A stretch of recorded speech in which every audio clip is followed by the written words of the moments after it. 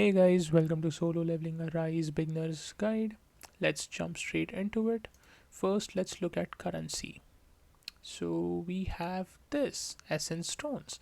These are basically your premium currency, which you use to buy tickets, you use to buy keys, resources, some other things. Basically, this is the main currency you require to progress through the game. If you're a free to play, this is going to be essential to you. If you're a whale, well, you're a whale. For a free to play player, the only thing I would recommend is the rate up summon tickets, the draw tickets. This is the only thing that you should buy as a free to play player.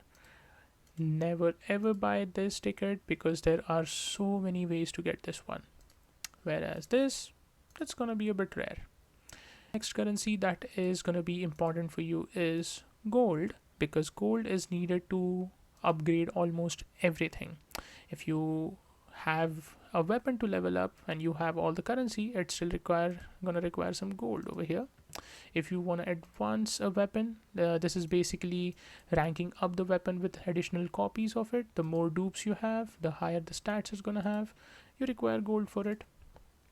If you have a hunter and you want to level up that hunter, it is gonna require again a lot of gold. If you want to advance that hunter, same goes over there. You need the dupe of that hunter as well as gold. And acquisition of gold in this game is gonna be a bit difficult. You can definitely complete stories, and the most common way will be for activity funds.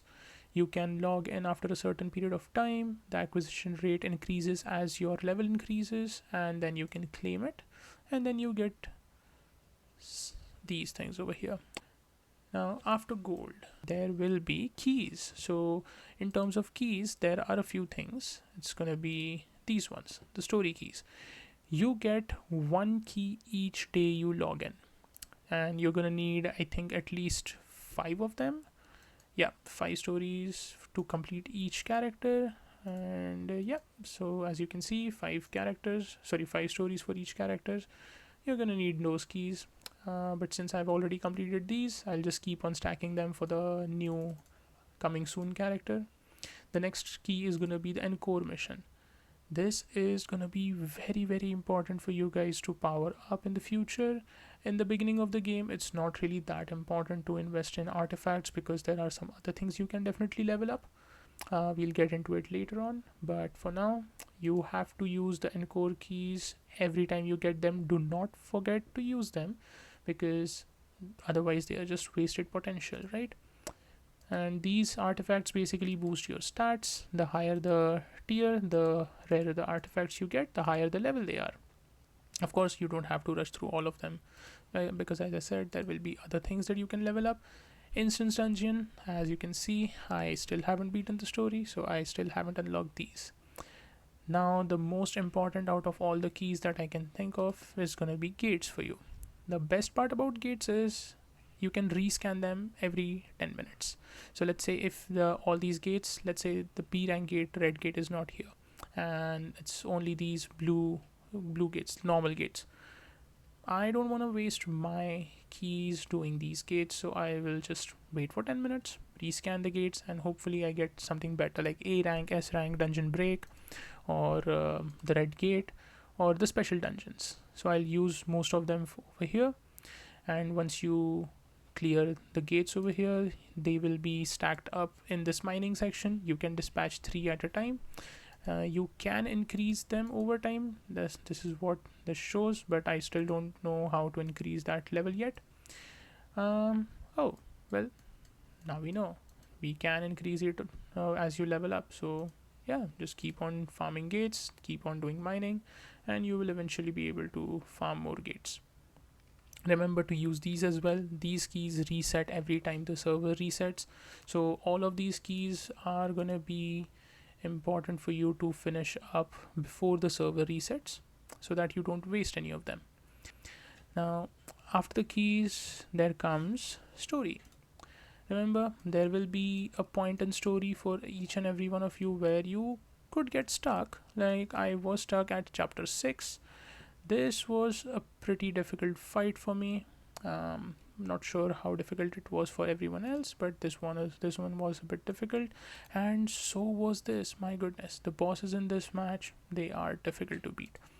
Now remember this, if you do get stuck, you just go back, see which missions you haven't completed yet, and just complete those. Because let's say, as you can see, these 3 trophies over here, these conditions, when you clear each and every one of these conditions, you get 15 essence stones.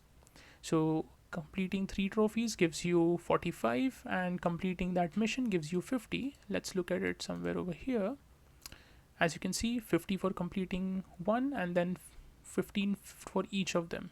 So basically, when you complete one stage, it gives you 95 essence stones, and the more stages you complete, the more essence stones you get. And when you complete every single mission over here, regardless of the trophies, you get 2 tickets, the normal draw tickets, for clearing it 100%, and when you clear all the trophies, you get additional 2 for that. So basically, you can just keep on stacking these tickets the more stories you complete over here. Now, a good thing will be, at one point you will unlock the hard mode, and this is meant for you to come here, do these missions, because they give you so much experience. Like, let's check this. This one is giving me 14,000 experience, right? I think so. This one was giving me 4,000 or something, and at that level, like 25 level, I definitely needed that boost of experience. So just remember to come here, complete the hard missions first, and once you are like, okay, this is something that's difficult for me, you can just go back, do the normal story mode over here. And once you have completed the normal story, you will have enough resources to be able to level up your weapons, your characters, and so on and so forth. Now, in terms of leveling up, what are the things you should level up first? I would recommend to level up Sung Jinwoo and Hunters first, because Jinwoo over here, his skills, when you level up a skill, right, this level up is gonna boost your damage overall. Of course, you're gonna need, so let me actually select one. Okay, this is a guaranteed boost in your damage every time you level it up, right? So remember to level up your skills. You don't really have to invest in all of them. Just think and plan which one you like, which one is gonna be more beneficial to you, and level those accordingly. You do also get like a higher level by default if you do unlock some runes, but that's for later. In the start, just make sure to level up these skills. Another thing that you can level up is Hunters, because over here, whenever Jinwoo levels up, the maximum level for the Hunter goes up as well, and each time you need to level them up to match Jinwoo. And basically, this requires gold for you, right? Now, one mistake I made over here was I leveled these guys up, right? Well, she was pretty good. Johi is pretty good healer, but yeah, these ones, I regret kinda investing in these, right? All the gold that I put over here could have gone to these SSR units, and they would have been so much better. Well, mistakes are made, no problem over there. Now, advancement also requires gold, so yeah, level up your characters, level up your hunter, level up your skills, then you can go and level up your weapons. Now, when in terms of weapons, you might have three different categories like SSR, SR, and R, right? Don't ignore these R rank weapons, because you get multiple copies of these, like as you can see, like this one. And let's go over here, right? Increases wind damage by 6. So if you just add more copies to it, so let's say this is like advancement 5, right? So plus 5. As you can see, it keeps on increasing the stats for the weapon, which is kind of good, not bad. But the thing is, you get so many dupes of these weapons. You can max them out once, like the 5-star, and then you can add 5 more copies to it and basically get this plus 5. What this gives you is, along with the bonus for each advancement, once you cross that, you get 2% for attack, defense, and HP for each level. Right? So this is basically like 10% free stats for you. Well, not free. You did invest gold in that, but yeah, like this is a huge bump to your stats, right? Of course, like if you do have SR weapons and SSR weapons, definitely go with that. But you can definitely equip these weapons, like these ones, to your like actually, let's see, yeah, this one. I've given this to Min, as you can see over here, because yeah, this gives me attack, defense, and HP, and Min needs a lot of HP, so I just gave that to him. So don't really ignore those weapons over here. Now, after the level up on these three, there is this artifact. I would not really recommend you to focus on artifact yet. Progress a little bit, get like above level 30 first, and after you are plus 30, then you can start looking at artifacts, because that's when you will start getting like higher level artifacts, right? Like as I got the epic ones over here, you will start getting these, and there are some challenges and achievements where you have to level up these artifacts for like plus 10 over here. As you can see, that's why these are all at plus 10. There is this one artifact I did level up to plus 19. I didn't really want to, but yeah, this was a mistake. But yeah, like as you can see, I did level these up for the advancement or the challenge. But yeah, you can definitely put some gold over here in artifacts. Now, challenges, guys, this is one of the best ways to get summon tickets for you.